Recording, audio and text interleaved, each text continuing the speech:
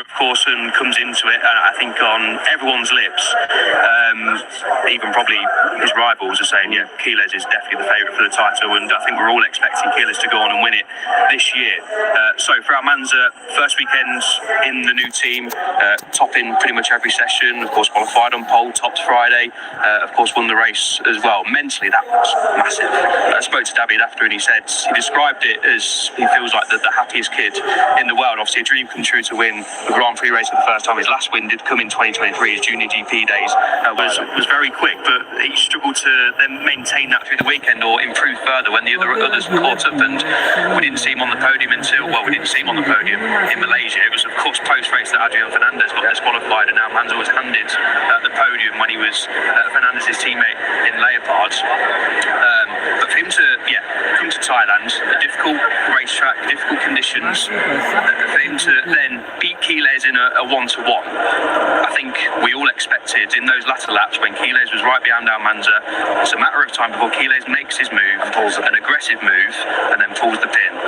And we would have been saying fair play to Keyless, obviously for winning. We expected that. For fair play to Almanza for finishing podium properly on the road. But mentally, that is massive for Almanza. He must come to Brazil and for the rest of the season now full of confidence that okay, I'm not expecting Almanza to challenge Keyless all the way for the title, but to get your first win at the start of the season, massive kudos to Almanza. I mean, we're saying no, we're not expecting it because you can't predict it now. It's too early in the season. There's your riders, you think right at the top. Don't want to draw too many conclusions from one race. We just keep our feet on the ground, but really, really impressive. So an interesting one with Almanza because Keyless is from a region as Murcia, is where Costa, Fermin, Aldeguer are all from. And we've obviously had through the years lots of Valencians, lots of Catalans coming through.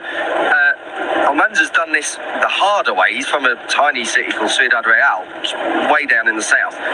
Not motorcycle heritage down there, so he's put in the hard yards. And I know we'll have colleagues in the media who go, another Spaniard, but this one it's slightly different. It's not the most traditional route of the Spanish. Yes, he's done junior GP and all the actual racing, but he's not got that kind of figurehead or inspiration or natural contact or dealings with in the area of Spain where he's from. I think a key person in his road up was Ramon Focado through the Finetwork squad team that he rode for in Junior GP. Wildcarded a couple of times because famously first saw him in Grand Prix racing in Argentina a couple of years ago when he got Scott Ogdened on the final lap when he was challenging for a podium in the end, and I think he was going to finish 4th or 5th in that race, but he ran as high as I think 2nd at one point. So it's not as if Almanza has completely exploded out of nowhere. There have been those signs if you've been looking for them, but he just hasn't put it together on a consistent basis.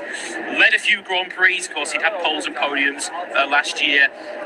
I think ultimately one of the biggest reason he didn't ultimately convert any of those was the package he was on. It's no coincidence that Honda only tasted victory in the last couple of Grand Prix, 2 of the last 3 of last season. They didn't ultimately have the package to challenge KTM on a regular basis, which is why we saw him leading early on in Grand Prix and ultimately fading when KTM's superior package took over. And this is another thing I want to touch on. I think David's pace, and the same with Adrian Fernandez, was so good on Fridays last year. But when it came to stringing 25 laps together, 22, 19, whatever we got to do, the Honda is at its limit. It's at its absolute limit. And I think what we saw in Buriram was that Almanza's like, wow, I don't have to ride on the limit until the last laps, like Keyless. I don't have to be over the limit, overriding a bike. That KTM just seems like it has a bit more margin to play with. Yeah, for sure. We saw that last year, like you say, as well. It felt like Honda sort of hit their limit on a Friday afternoon. Of course, they were in the podium and victory mix on some occasions last year, but there's no hiding that KTM were the dominant force. You can see the rain is starting to fall a little bit heavier now. Unfortunately, it has been for the last 5 minutes while we've been chatting away, so session continues to be late due to track conditions. And I remember speaking to Mirja Couture, Leopard Honda boss in Thailand, and he said 99% of the bike this year is the same. Then obviously playing around with different settings and electronics, etc., to try and extract some more performance. However, it sounds like, understandably so, with what's going on in MotoGP at the minute, new regs for 2027, Honda's obviously main objective is to try and nail that. As we get confirmation of the top of our screens. Moto3 FP1 will start in 22 minutes. At 10 p.m. local time. Yeah, of course that will be the case. 10 a.m. I think. Yeah, That's staying around until 10 p.m. You do what you want now. I'll tell you what, maybe. Well, we are going to try and cram some sessions in, so you never know. Tell you what, don't ask him to start doing floodlighting. Let's just get the track working. I was just about to say as well about David Almante, which he said about maybe a school of thought amongst some, another Spaniard on the scene. David Almante, the 58th different Moto3 winner and the 25th Spaniard. Won't ask you to name them all in case we get increasingly desperate, but the session now starting in just over 20 minutes time. I think we're spared that one.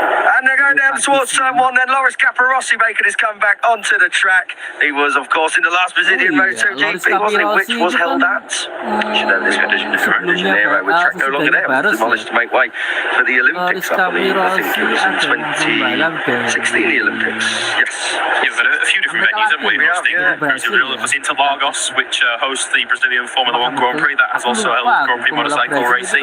Certainly not a circuit particularly suitable to motorcycle racing these days in its modern format. There's confirmation on screen. Session delayed due to track conditions. So we're an hour behind schedule. So there'll be a few people in this paddock now frantically rescheduling their lunch breaks because we might be popping into that later on.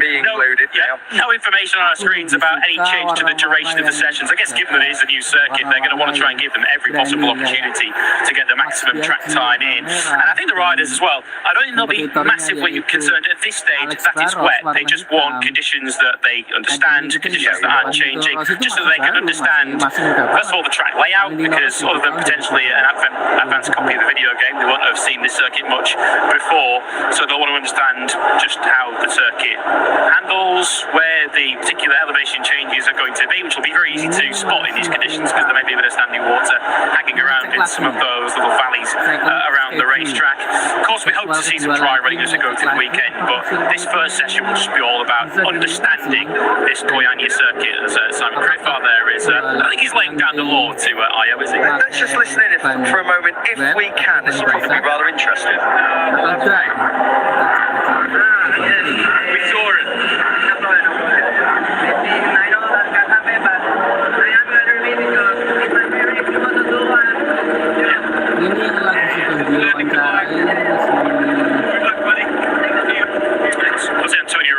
Was in an incident in the Moto2 race with Zonta van den Gorberg. I don't know if that's the incident that they were discussing. Zonta van den Gorberg was given a long lap penalty for this weekend's Thai Grand Prix for his collision with the reigning Moto3 champ. Tell you what, bring Crayfar up here. He's got nothing to do with officiate, has he? He may as well come up here and make us a proper podcast going on up here in a minute. I'm thinking of getting this onto our colleagues Neil Morrison and Adam Wheeler on the Paddock Pass podcast. Why not? If anyone's still listening, of course, by the way. Just be speaking to ourselves our usual audience of three have tuned off. Nobody's not gone too well. They'll be expecting this on a regular basis from us. I've just said it starts at 10 p.m. as well. Well, I'll tell you what, it's night time in some parts of the world, or getting towards night time. Oh, that's a forlorn look and shot. Oh, ciao, Mark. That looks rather, batten down the hatches. Yeah, it's getting on for night time somewhere in where are we? In Europe, well, not quite Europe, but over in Asia way. So if anyone is tuning in, there's no need for sleeping pills tonight. Here we are. Our Australian friends might not be too far away from 10 p.m. So we know we've got a few Australians who always listen to us. So hello from the other side of the world. Is David Alonso. Good to see. We're going to talk about this in Moto2. We're obviously still on Moto3. We're obviously getting shots of the different riders across the classes. Great to see Alonso fighting fit and raring to go after his nasty looking crash over in Thailand. On the sort of other side of the box, let's say, they have the Moto2 and Moto3 garages pinned together down at Aspar. It'll be Keyless will be wanting revenge for what happened over in Thailand. New schedule 11 to 11:50 for Moto2 MP1 and MotoGP at 5 past midday for their 1 hour session. So yeah, these sessions are going to be as long as they were originally scheduled to be. 45 minutes, I believe it is, for Moto3, 50 for Moto2, and 1 hour for MotoGP FP1. Yeah, just just had to do a double take. That was definitely Moto 2 at that point. I mean, well, at least you're already here. No need to swim. It is still pouring it down. It is heavy, You know what? I've got to say, the track don't look that bad. The track looks fine. It seems to be the grass, the runoff, the gravel. It's just not. I think the ground's so saturated, the water just can't go anywhere. But the track itself, we've raced it worse. I mean, I'm talking of the track, as in the racetrack. I mean, it's obviously wet. The guys for that. The guys obviously deem it safe enough for pit lanes to be open in just over 15 minutes. And once we get bikes on track, fingers crossed the rain stops as well. Then we're going to get a real flavour of what the conditions are like. And of course, if it is beginning to get too unsafe, they'll red flag it, of course, as well. But as you can see, the weather is still not playing ball here. There's the new schedule: 10 a.m. I nearly said it again. Local time for Moto 3, 11 for Moto 2, and 12:05 for Moto GP. Fingers crossed that is the schedule that we can stick to, and then of course we'll get into the afternoon for the proper time session. Just worth noting as well before I get a letter of complaint from a fan saying, well, the commentator said the track's fine. Yes, the racetrack is fine, but the caveat is there's quite a lot of things they need to have working. For example, the pit lane entry was one of the big things they were cleaning, because you can see it's a slight gradient down towards there, so they've got to get away with the puddles, they've got to make sure the curbs drain well. There's so much more than just the racetrack that needs to be operational. You need to have good drainage, and this place does. I think that's the annoying thing, quite the sad thing for circuit owners and organisers, the event organisers, and for us here, MotoGP, is that it's just been so rainy here in a part of the year where it wasn't anticipated. It had already delayed the works, I think, at the start of last year by a couple of weeks because of the rain. It was relentless. I think we're in the sort of tail end of the rainy season, aren't we? Sort of March, April, I think is where the rainy season sort of comes to an end and we get to much drier conditions. What I'm about to say is very contingent on the rain stopping, because they always say the fastest way to clear the water away from a racetrack is to put some motorcycles on it at racing speed to clear the water. And that's one thing I guess we'll understand as we go through these morning sessions, if the rain does ease or stop, is also how quickly does this Goiânia circuit dry out, which could be important when we get to racing on Sunday. How quickly it dries out, what the grip's like, because it is all new. Yeah, I'd said at the top of the show, Simon said yesterday, we saw him on screen talking to Rueda and Colin Via a few moments ago, that he felt, in the dry at least anyway, that the grip levels were very good. We go to some circuits that are potentially new, or he said, I think Bruno, before he was resurfaced as well, that when he's riding the superbike, you can immediately tell that the bike doesn't want to do anything when the grip levels are low. It doesn't want to turn, doesn't want to accelerate. You can feel it under braking as well. But he said immediately heading out for a few laps in the dry yesterday that there was so much grip on offer, which is good news. Obviously, grip is always welcome when we go to racetracks, especially when the conditions are a little bit iffy as we've got now. So I don't think grip will be too much of an issue. It's just how quickly this weather and water can be swept away from the circuit and dry up. But we've got a countdown now. Pit lane opens in just over 13 minutes. Keep our fingers crossed that will be the case, because from where we're sat anyway, the rain is still coming down quite hard on the front straight. We're sort of just after the sort of starting slots, the start-finish line, and heading down towards turn one. Final countdown. That was a song by that rock band South America, wasn't it? Or perhaps one of their cousins who European released that one. Full schedule for the day then. Yes. Well, we've got a bit of time to fill 13 minutes to be exact. So, as we've already briefed you, the morning sessions will be as follows: Moto 3, 10 a.m. start; Moto 2, 11; Moto GP, 12:05. The afternoon program has been pushed back by an hour as well. So, the latest schedule that we've been sent is Moto 3 practice gets underway at 2:15 local time. That is an hour later than the schedule. Moto 2 practice, 3:05 local time, and then Moto GP's 1 hour practice session that has now been cut by 15 minutes. That was due to be an hour and 15, 4 p.m. So that's the big thing that's changing this afternoon. The sessions were originally going to be extended this afternoon. They have now been cut to their normal time. So Moto 3 practice, for example, 35 minutes later on. I've got to say it, and I'm not going to go all David Attenborough, but what a shot that was of the owl. Seriously, our cameramen, and a big shout out here. Matt done wonders. it. Yeah, no, I think that was a Sheffield Wednesday fan. I've got to say, our cameramen and women are out there in all conditions, and they are currently, because it is raining, getting absolutely soaked, and they still turn up with shots like that.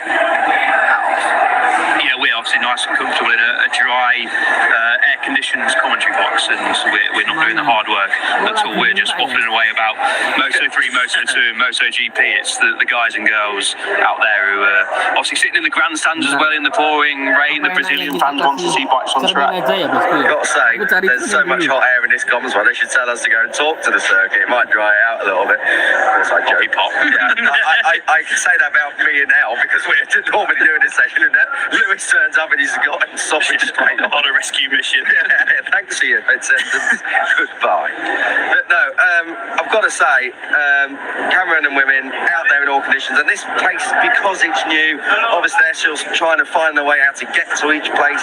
It isn't perhaps the nicest service roads of the season, and they still provide us something to talk about. I mean, fantastic stuff, and kudos to the guys in the truck as well for finding that. There was a few good wildlife shots there. And I think stuff like that, you're always going to find it at new venues, aren't you? That just naturally, your first Grand Prix that you hold, or in this case, first for 37 years or so, you're going to learn an awful lot operationally about how Grand Prix take place. So, yeah, there are elements of this circuit that are, without question, a work in progress, but that is true of any new Grand Prix venue we go to on the calendar. And of course, once we get this weekend out of the way, of course, there will be understandings of what can be improved for next season. I think we have the basis of a very good Grand Prix circuit here. Certainly, the racetrack that we're about to see Moto3 bikes go around in 10 minutes' time looks spectacular. And I've won this next 10 minutes. Can't wait to finally see bikes out on the track in Moto3 for the first time.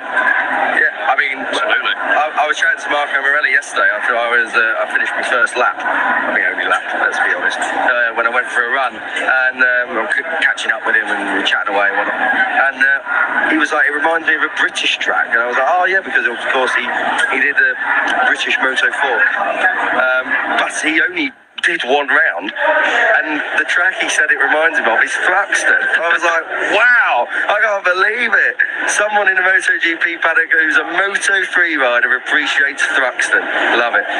But this place, we were talking, and we both said it is going to be a belter for Moto3. MotoGP might be a bit tight, Moto2 should be okay. Moto3 though, it is going to be box office. That first sector, please give it. That's a very different Jorge Martin than what we just saw the first time. Too impressed, is he? Probably because we didn't wave back. I can't wait to see Moto3 in the first sector. That first sector looks so fast. It does, yeah. You're obviously going to be breakdown into turn one, but it's not a heavy braking zone. You let it run round, and then turn two is flat out. Down the hill, bottoms out at turn three. That's going to be flat out on Moto3 as well, not in the wet conditions though. And then up into turn four, as I said earlier, gets a little bit tighter, but there's a lot of this circuit, speaking to a lot of people yesterday, that is very exciting.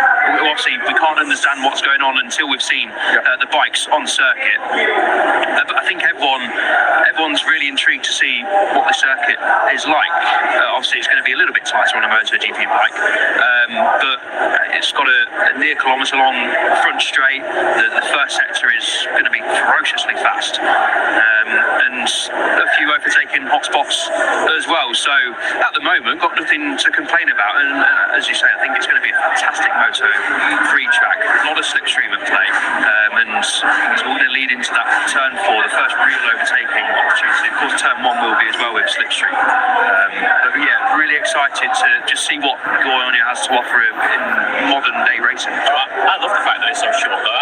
One thing I love about a Grand Prix World Championship calendar is the variety of the different circuits we go to. We need variety. Austin, Texas next week, where these Moto3 bikes will be taking 2.25 minutes to complete a lap. Such a technical circuit of 20 corners of all different shapes and sizes. And a circuit like this, which is a little bit more compact, but it is still, as we've already discussed, pretty quick on any kind of Grand Prix motorcycle. We're expecting MotoGP, if we have a dry qualifying session tomorrow, of a pole time of under 80 seconds, maybe a minute 17, minute 16, something like that for a pole time. different, and I love that. I think that's what makes a good Grand Prix calendar. Different challenges for rider and machine. It's like when we went to Balaton last year. I know the track isn't the most exciting perhaps to watch, but it was two belting Grand Prix on Sunday. Moto 3, head-to-head all the way with Peroni and Keyless, and in Moto 2, Colombia's first Grand Prix winner in the class with David Alonso putting in the best last 2 laps I think we've seen for a long time to muscle his way through. Now that might not be by virtue of the track, it might be by virtue of the class and the nature of the racing in the class, but the point is that because it's not an obvious overtaking track, when you do get a pass, it is exciting, and that's something to be said. Balaton, of course, moves this year. We're in June, aren't we? We'll go straight down from Magello. And there's 2 tracks you couldn't get more chalk and cheese. Baston Flow and Magello, highest top speed of the year. Let's see how we go here. Versus Balaton Park, no 6th gear. Test the rider's ability to adapt to different circuits. Test the machines. What machine works better at different time circuits as well.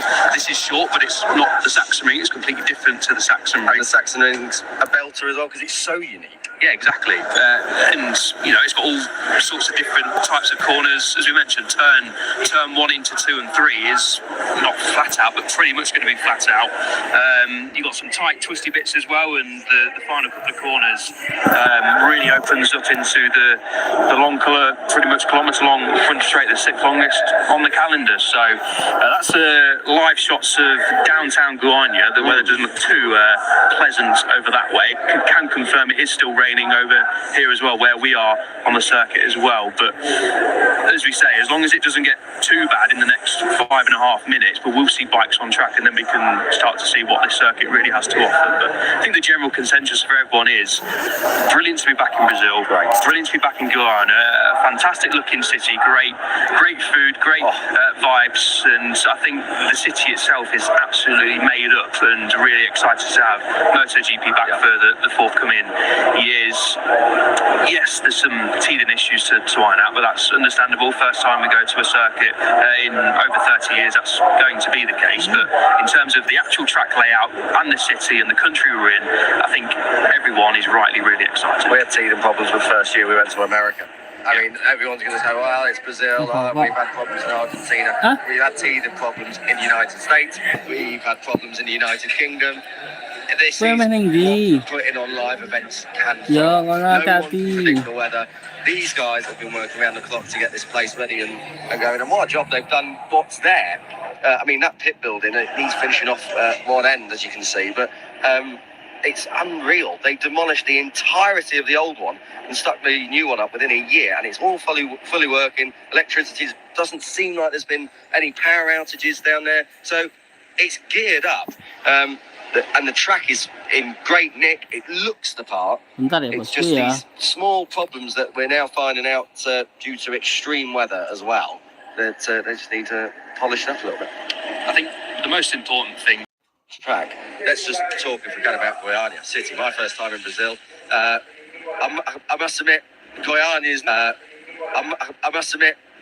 is not on the tourist trail, so you're always a little bit okay. Let's see what it's like. But it's so green, it's vast. The food, the nightlife. It's not a bad place to have a Grand Prix. We're right in the city centre here. Some sort of billboard or some sort of sign advertising MotoGP. So they have taken MotoGP to their hearts here in Goiânia. They're desperate for this event to succeed, as are we. And we are 2.5 minutes away now from this Brazilian Grand Prix.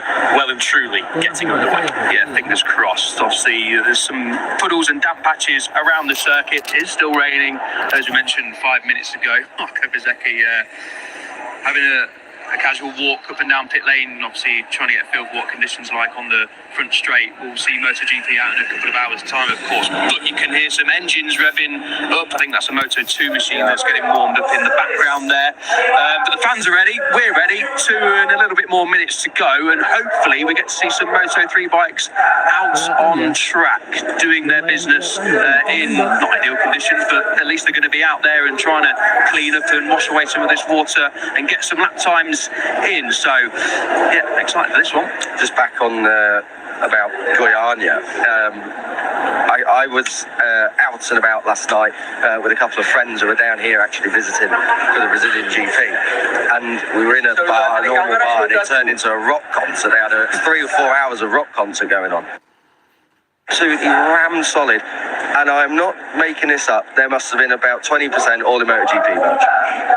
This is a city that is well and truly up for welcoming MotoGP back. It was where the Brazilian GP started. You want every Grand Prix to feel like an event, don't you? You want the away from the track as much. You want the Grand Prix to take over a city. Think of Brno when we went back there last year for the first time since 2020, first time with fans for an extra year before that, and the whole city centre of Brno turned into a bit of a rock concert itself, didn't it? A bit of a festival of MotoGP, and let's hope Goiânia can do the very same. Oh, it's like Termas. I know we don't go there anymore, but we're going to be back in Buenos Aires next year. But Termas was just so unique. I mean, nightmare for us because I know we had a route right next to the main square, didn't we?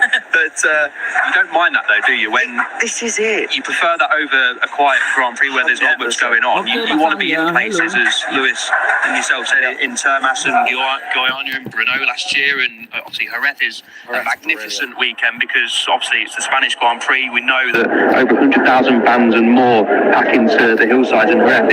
it's Grand Prix like that make you feel like you're part of something special, and that's what it certainly feels like. You want to be leaving the racetrack and know that the party is only just starting. And by party, sure. by party, I don't mean getting trolleyed. I mean, there's going to be food markets, bars, entertainment, music. It's a festival. You want people watching to also see this and say, I want a piece of exactly. Yeah, exactly. You want people to have a bit of FOMO. I can't believe it. We've got our first green light. The Brazilian GP is very much back.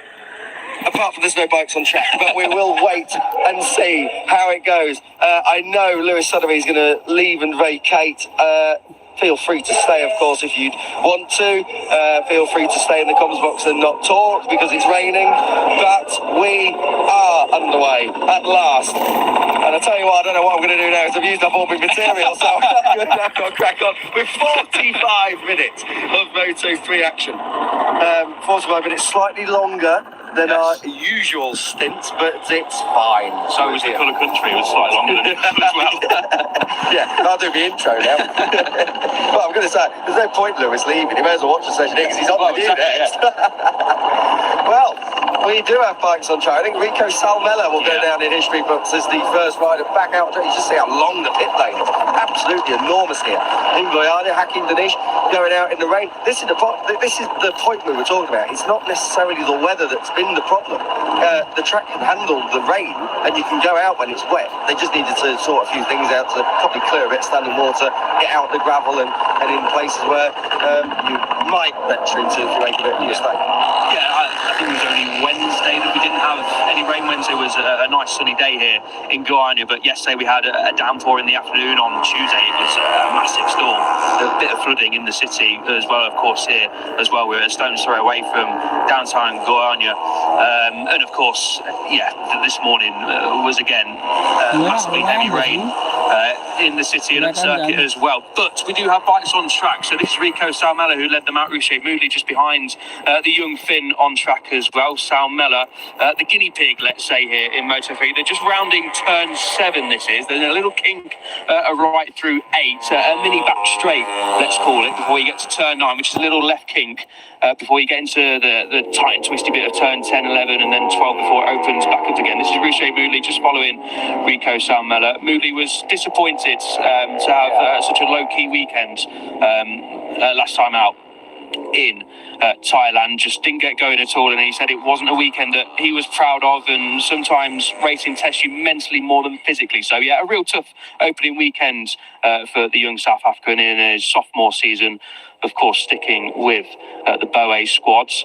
But hopefully Mooley can put that behind him. The first weekend out the way with, settle the nerves, and then hopefully get going here in Brazil. And this is Valentin Peroni, who definitely didn't have a weekend to forget. It was a weekend to remember as the championship leader sits patiently in the box, and I don't really blame him either. Must have been, if you did just hear the sound of a can opening in the background, I can reassure you it is a soft drink. Right. No one believes you. I just had a small moment there as I saw a yellow flag out. It is not anything that will get me in trouble. Yeah, I can confirm. I don't need any help with getting in trouble. So apologies if you did hear that in the background. We did. Quite loud. So that was turn 1, Valentin Peroni. I don't know what I'm going to do when I crack open a bottle of champagne. I can't really get away with with that one, could I? Yeah, so that was Peroni coming through turn 1. This is the bottom of the hill through turn 3. So in the dry conditions, we are expecting that to be a full tilt, full attack mode on a Moto3 machine. This is the rise up into turn 4. You can see there's a little bit of an uphill, but when we were running the track yesterday, and a lot of people have said this, the undulation is actually a lot more than it looks like on camera. The camera doesn't really do it justice. This drop backs down. This is turn 5, the left-hander, before you get to the sort of double apex hairpin of 6 and 7.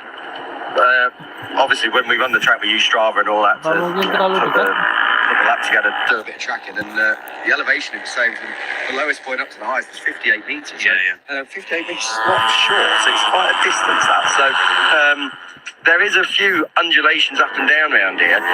This is probably the bit where it starts dropping back down before going up towards the last corner through this kind of chicane vibey kind of turn 7, 8, 9, 10. Yeah, this is where Simon was mentioning yesterday that the sort of blind entry into 9 and 10 and then trying to get it hooked up into 11 and 12 is really tricky to get right. I expect a lot of riders to be making a few mistakes everywhere around this track when they're testing, of course, the limits when the conditions improve throughout the weekend. But yeah, watch out for 9, 10, 11. That's going to be a tricky section to try and get right. And this is the final couple of corners. As you can see, it really opens up out of turn 13. Get the bike stood up as quickly as possible. Get the grip and power down as early as possible. 14 pretty much isn't really a corner. Of course, you lent on the right-hand side, but it's going to be full throttle in every single class as Rouchet moodily goes to the top of the time sheet. So 1:52.1 is our first real competitive lap time of the weekend, but do expect that to drop considerably, of course, as we go through this session. Ryan Ariarte just making his way out on track, so you can see the rain is still really falling down quite hard. It's definitely wet all around out there for Moto3. Obviously, this is for many riders in the paddock, almost every single rider, their first time here to Goiânia. I can't emphasise how difficult this session is going to be, particularly for the Moto3 guys and the rookies in Moto3 who have already got less references than everyone else. And then they've got to go out on a track they don't know, in conditions that are changeable, and we have no idea how the track works in these conditions, and go and try and keep it upright. I mean, rather them than us. Absolutely, and it's important, of course, in this session as well. You want to learn the track and go as quick as possible, but you don't want to make a mistake and ruin your weekends either, or have a big rebuild job on the bike ahead of practice this afternoon. It is still raining here in Goiânia on the front straight anyway. It does look a little bit brighter overhead, but the rain's still teeming down, so conditions aren't really, you feel, going to improve at this moment in time. Still wet, but of course, still safe enough for the riders to be out on track, which is the most positive thing. Peroni and Moodley lapping together. This is down into turn 13 under the bridge, and then, as we say, opens back out through 14 and down the long start-finish straight. Plenty of lines we're going to see through turn 13 and 14 here in Goiânia, and it's a longish run to the start-finish line, to the checker flag. So there is, a potential possibility, unlike we saw in Thailand, where if you lead out the final corner, you're not guaranteed to finish in first or ahead of the rider you're battling with, but less of a chance to gain some slipstream and win the race to the line. But here you feel like there's definitely an opportunity that if you're not leading into 13 and coming out of 14, there's definitely an opportunity to try and get yourself that checker flag ahead of who you're trying to. To the line, Max Kilo's just behind Joel Esteban at this moment in time. Coming across the line, Kilo's he sets first lap time. Is he starting his first lap time? Starting his first lap time. He is indeed. You just see how murky it is all the way up. I mean, the camera does slightly change. It's not that bad from our comms position. It's quite clear. And the camera obviously looks all the way up at Naya on, kilometre along the front straight. So it looks a little bit worse than what it actually is. These are more accurate pictures. I think this is down through turn 2. This is up through 3 and up to 4. You can just see there how quick that's going to be in the dry. I'm very excited for it to dry out, please. This is through turn 4. This was one of the corners yesterday when we were out on the track. How long it is. It goes on quite a while and drops down the other side. Through the kink, this is through 5 where we're taking Kilos through. And then this is going to be a real overtaking opportunity. This has got... for any Formula 1 fans out there, that run down in Interlagos before they go through the fast left. Obviously, the turn 5 is a kink, but it's got that kind of fast run through into a big, heavy braking area in turn 6 where you're going to be wanting to try and make a pass if you can, and Max Quiles can. He's not hanging about here, is Quiles. He's dispatched the second level of MTA bike of Matteo Batelli after passing Joel Esteban going into turn 1. That's Zen Matani, who had a tough weekend of things, but spoke to Zen on Sunday. He said he felt much better in the race. He didn't feel comfortable at all on Friday and Saturday, but the Japanese rookie did make some strides on Sunday, which is good news. But we're watching Quiles, who's going to set the fastest time.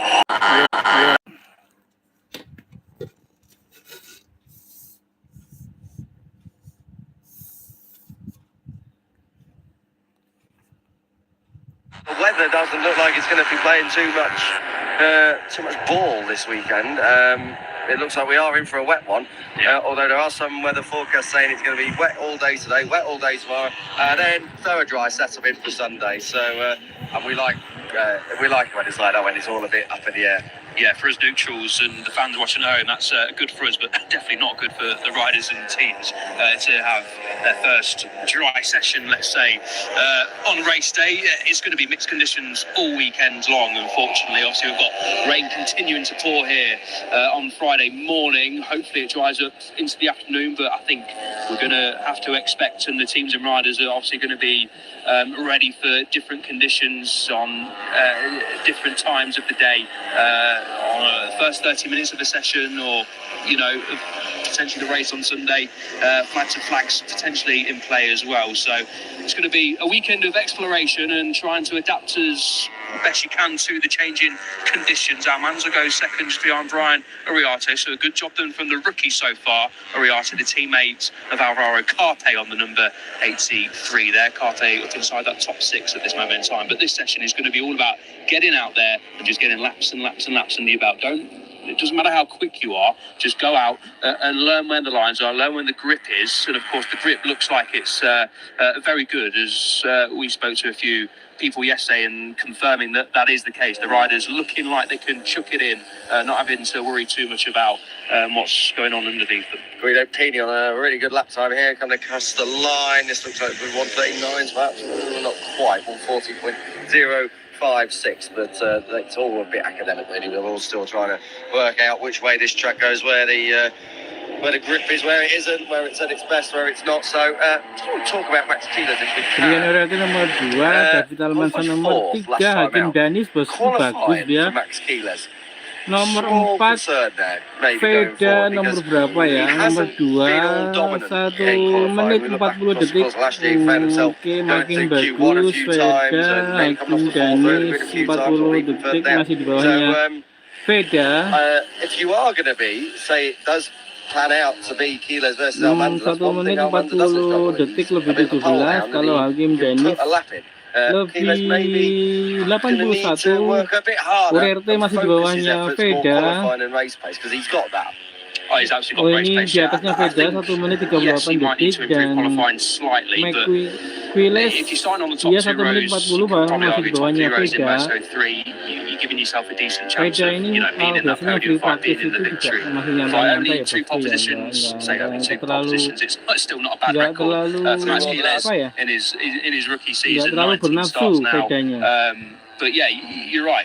5 front rows, 2 pole positions, but then 10 podiums, 3 victories, and he's only finished outside the top 6 on 3 occasions as Max Quiles so far in his Moto3 career. So yes, it's probably something that he'll be wanting to slightly improve. And of course, you want to start pole position on the front row as much as possible. Sometimes that isn't the case. Qualifying can be a little bit messy sometimes. You don't get the lap in. Of course, mistakes can creep in as well. But I think Quiles won't be worried too much about that. He knows that when it comes to Sunday morning, he's right there for the best of pretty much no matter where we go. We saw that in Austin last year in his rookie race, led for the first time, finished 5th, and of course first time in Thailand, last time out. Okay, he had a lot more experience under his belt than he did over in Austin, but first time at a new circuit, and he's finishing 3,000 1 menit 38 detik. Quiles, although he didn't win, last time out.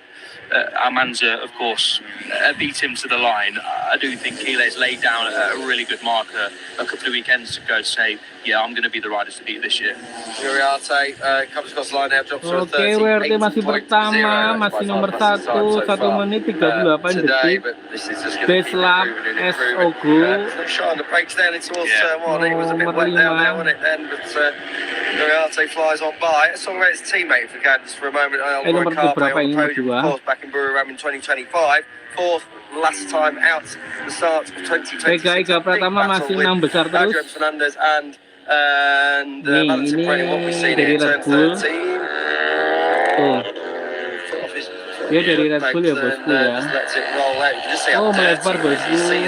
Free practice pertama, Danis nomor 7, Welis nomor 6, Beda nomor 5, JP nomor 4, SOGD nomor 3, yang nomor 2, CIBU Uceh. Ini namanya. Tingkat-tingkat ini belum apa ya bosku ya. Yang pertama Brian EWT, nanti kita cek nanti manifestnya nama-namanya siapa. Kita cek rekan Veda di nomor berapa. Zenitani nomor berapa kita cek. Yeah, very solid. Carpe described it as a bittersweet feeling, of course. P4 points on the board, opening race. Was a good start, but he was a little bit disappointed that he didn't have the pace pretty much all weekend to stick with what would be, of course, in the end, the top two of Almanza and Keeles, and it was a good battle. We obviously saw some of it. The focus was on the top two in the fight for victory, but yeah, he just lost out in the end too. Top 2, 1 menit 38 detik Veda. Edan gila. WRT masih mengungguli 1 menit 37 detik. Lebih 46. Kalau Veda 1 menit 38 detik lebih dari 73. Carpe, of course, riding for Rebel KTMI, there's always expectations on your shoulders in that team as well, and they'll be expecting Carpe to challenge for the title this year. But Carpe said it's a good starting point, and consistency is what wins your titles. You know, he didn't have the pace to fight for the win, and sometimes that's okay. You've got to finish as best as possible, and P4 is a good haul of points for Carpe. And he also now has 5 consecutive top 5 finishes in a row. So he finished last year in decent nick, and he started this year in a good way as well. So yeah, a solid weekend, let's say, for Carpe last time in Thailand, and he'll have gained some decent confidence. And he's working with his new crew chief as well for the first time, so they'll be happy with that. So Lottie, I think previously Dennis undue Moto 2, so a little bit of a change in the box for Carpe, but a 4th at the start of the season, not so bad at all. Cormac Buchanan, let's talk about Cormac for a bit. I mean, don't really normally have too much to say about Cormac. He's a little bit further down the order, but if it is wet this weekend, he's going to be a rider who's going to be in the mix. He likes it damp as Cormac, so that's why he's P1. Area AM ini dari Jepang ya, nomor 19. Felix masih di bawahnya Veda Ega. Entering berarti Veda Ega udah cek yang paling cepat. Ini Veda Ega tuh lagi selesai dan dia kebasan ya lehernya dan lain-lain. Dia lihat ke monitor dan masih tanya dari tim engineeringnya dari Honda. Honda mencatat 1 menit 38 detik udah diambil lap yang terbaik karena ini hujan. Free practice pertama Veda udah dapat ya bosku ya. Free practice pertama si Veda udah dapat infonya 1 menit 38 detik. Ini yang di center kalau balapan Felix terus ya. Swiftly moving on. Love the clear visor. I know that's something you really like, isn't it? Good clear visorville going out. I think everyone does. It's always nice to see what the rider. You can just see the eyes of the rider, of course, when they've got the helmets on in the dry conditions. Normally it's a dark visor and you can't really see what's going on. It's just nice to get a glimpse of, you know, the piercing eyes and the concentration of what's going on. And sometimes you can view these riders and forget that they're actually human on those bikes sometimes, and when you see the eyes you can get a reminder of, okay, yeah, it's actually them doing what they're doing, superhuman stuff a lot of the time out there on circuit. But yeah, nomor 4 Veda paling tercepat. the end of the day, he did say that he can be happy with the weekend because he'd made some good steps in pre-season, continued the momentum into round one, and I had a great feeling. He did say, the New Zealander, that he's taken a big step from 2025. He feels a lot more competitive, a lot calmer, and a lot more confident on that KTM, which is great news for the New Zealander because, especially in the first half of last season, we saw him pick up some good results, and it wasn't until the crash with a few crashes he had in Brunei when he started the weekend really well, picked up a nasty cut, I think it was, on one of his legs, and that he obviously couldn't race in the gentle bit because of the risk of infection, and then had a difficult end to the season, did Buchanan. But great to catch up with Buchanan. He always speaks well, a really nice lad to chat to, and I was really happy to hear that, you know, despite a difficult weekend in terms of results and the technical issue, of course, on Sunday morning out of his control, that he's, you know, feeling a lot happier and more confident coming into 2026 in his sophomore season. So fingers crossed that can radiate into results on track as well. He's a Buchanan. Very eloquent young man. We want him to do well. We want him to you know, really take himself and the New Zealand flag up the order, because it's great to have such a range of nationalities, and Cormack's been around a while in other classes. Masih sama WRT Wiles Buchanan Jevin sepeda Ega Pratama nomor 7, Alex Verone, David Almansa nomor 9, Hakim Janis nomor 10, terus Ogo yang si Ogo yang tadinya nomor pertama jadi nomor 11, Down towards turn one, looking at Quiles, he's leading around Marco Morelli, so the CF Moto, Gaviota, Peroni nomor 15 ya bosku ya. Formation flying by Nuriati, just getting that a little bit wrong, goes on to Salmela nomor 21. Turn one, very, very downhill. It looks like it's going to be a real challenge. It's the opening laps in Moto 2, Moto 3, MotoGP, particularly for the old shot to pick a line, because it looks like there's quite a few fast ones through there. And of course, if you get it all wrong, then you sacrifice that all the way up through sector 1. Oke, so gitu aja. turn one, Free practice pertama, Vega pertama nomor 7. Because it has such more meaning once you get out of it. We're watching on within the Gitu aja ya bosku ya. Guido Pini, Kilas kita matiin dulu, nanti kita lanjutin ke free practice kedua. I'm sure. Apakah masih lagi kita udah 46 menit, hampir 1 jam bosku. Free practice pertama Vega nomor 7. Free practice belum kualifikasi. Kualifikasinya besok ya bosku ya. Habis ini Moto2, apakah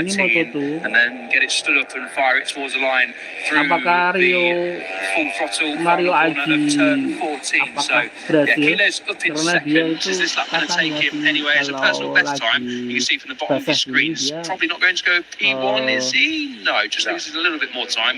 dia paling pinter ya bosku ya. Paling pinter juga di antara beberapa Asia lainnya.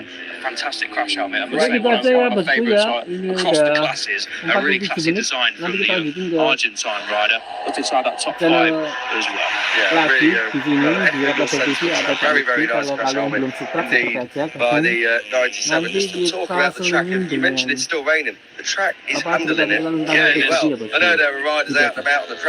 Artinya pamit, jangan lupa nanti free practice yang selanjutnya kita lakukan. We have had it a couple of times here in Guyana, then let's see how it goes. But the track seems to be handling it pretty well.